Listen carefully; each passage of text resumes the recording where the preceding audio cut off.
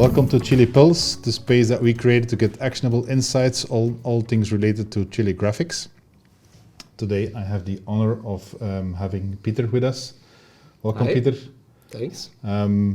Maybe give a quick insight on who you are, what is your role at CHILIpublish? Yep. So my role at CHILIpulse is Chief Architect. So I look after the technology, vision, and roadmap for the whole graphics architecture, basically. Yeah. All right. Well, welcome to the episode. Thanks. Before we dive into the content, a quick word of our sponsor. Hi there. On behalf of everybody at CHILIpublish, I'd like to invite you to Create US, our flagship event in Austin, Texas, happening on the 28th and 29th of June. Create is a place for you to meet other members of the creative tech community. You will learn about the impact creative automation is having on the industry from leaders such as Forrester, creatives, decision makers, and technologists.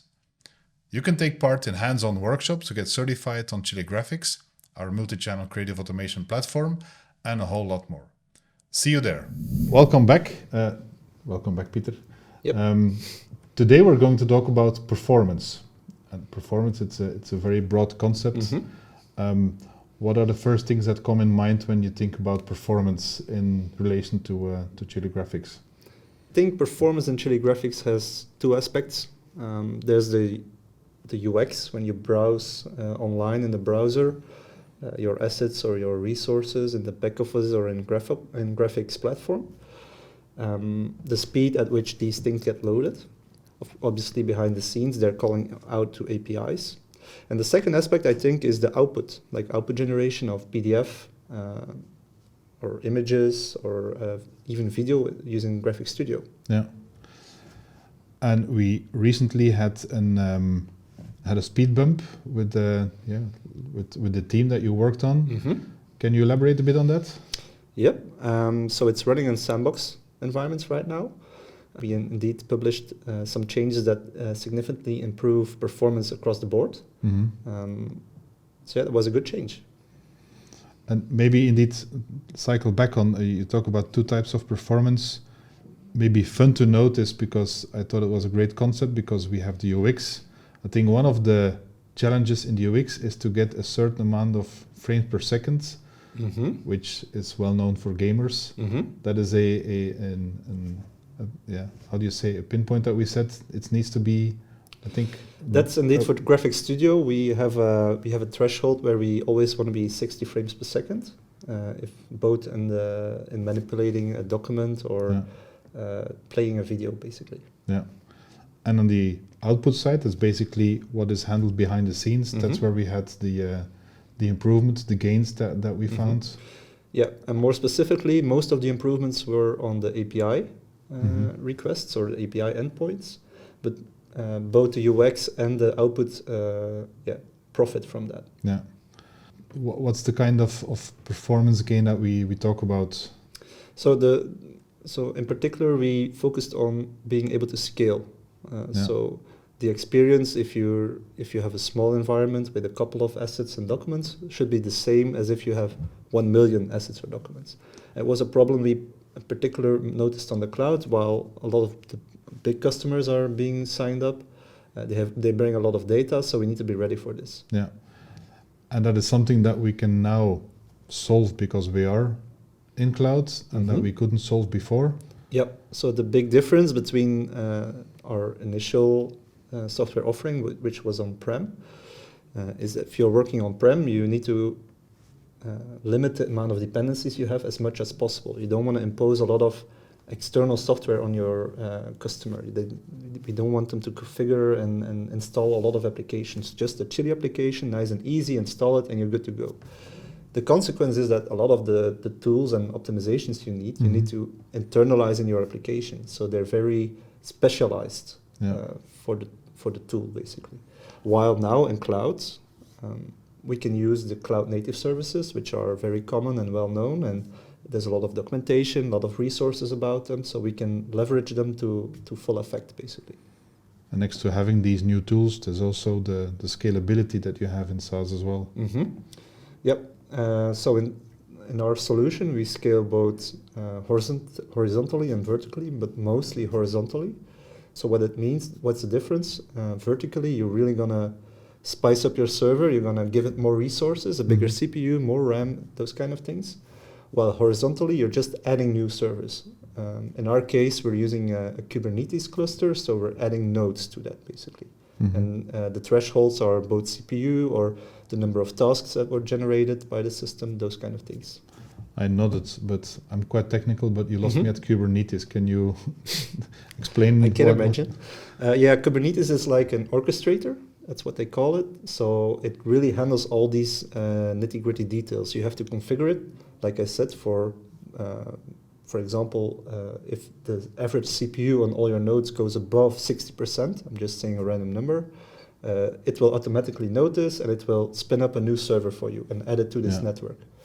And that is something that is almost like impossible to manage that on-prem, because we don't handle the hardware, software configuration, the network, the firewalls. Indeed. You could do it on-prem, of course, but it's going to be a lot harder, and everyone's going to have their own specific things, and maybe a setup is a bit wrong, and then it doesn't work anymore if it's not high available. So we cover all these things actually for you. You just sign up and you have your high available cluster at your disposal, basically.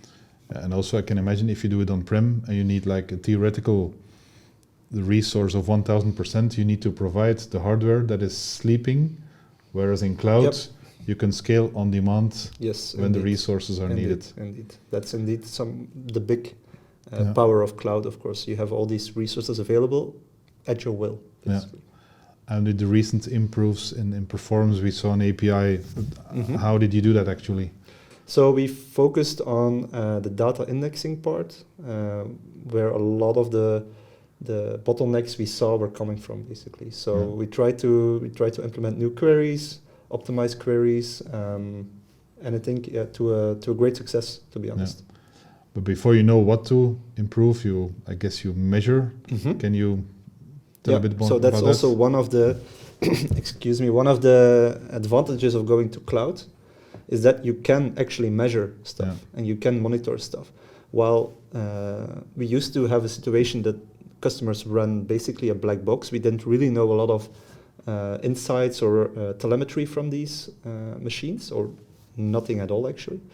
Now it's a lot easier for us. We know we can more easy identify bottlenecks, see which endpoints are not behaving well or are generating errors. We can really have a quick iteration from problem to solution, basically. While before it would take a lot longer for a customer to report something, for us to implement and to have a new release. Now we can release any day. That's also one of the big advantages of cloud. We have this continuous integration. If there's a problem, we can fix it, and the same day it could be deployed. And we have actual data, so that if people say this is slow, and then we actually double it, we can measure that. Yep, and it's also fun and good to see the effect of your changes. So now we did these changes, we can see graphs really dropping because of the things we implemented. So it works in both ways. It's good for customers, but it's also good for us because it's motivating to see these kind of changes. So the effect for the customers would be, in another episode we talked about API first and headless working and processing a lot of variable data. The effect is indeed, if we improve the API, that the output for that of that process can also improve. We actually have, I think, one big customer in production who's running a bit ahead of things, and he already saw they already saw a big drop in this or a big improvement in the speed of rendering PDF output, for example. And that we didn't change anything to the PDF output, but we changed the API endpoints that are used by that process. So if you have more throughput, if you can handle more requests, obviously these processes go faster. And that also means that takes a load off of the servers. That means that the resources are quicker available for all the other customers as well. It's all about scaling, and that's internally we refer to it as hyperscaling. So we want to be ready for that. We want to be ready to process whatever you can throw at it. Super. You mentioned today one customer is in production. All the other sandboxes are available, so customers are now testing it.